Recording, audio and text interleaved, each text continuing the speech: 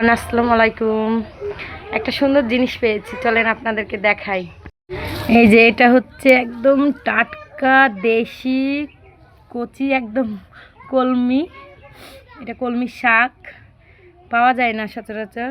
এবার অনেক বর্ষার কারণে আমাদের সামনে, বাড়ির সামনে পানি জমেছিল, তো ওখানেই দেখছি একদম হয়েছে, একদম টাটকা। এখনই তুলে নিয়ে আসলাম, দেখতে পাচ্ছেন সাদা আঠা একদম বেরোচ্ছে।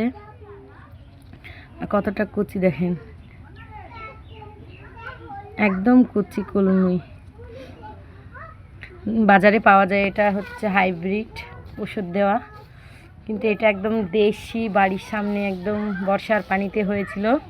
তো দেখলাম তুলে খাওয়া যাবে এখন, তাই তুলে নিয়ে আসলাম।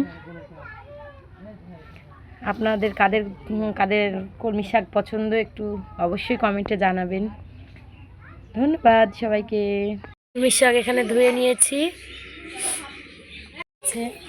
অর্ধেকটা কাটা হয়েছে।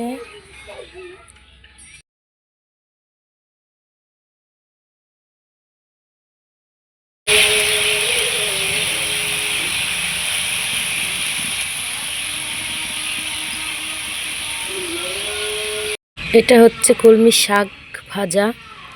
কলমি শাকটা এতটাই কচি, একদম টাটকা ছিল না, ভেজেছি একদম গলে যাওয়ার মতন হয়ে গিয়েছে, একদম ধোয়া উঠছে। গরম গরম ভাতের সঙ্গে একদম জমে যাবে।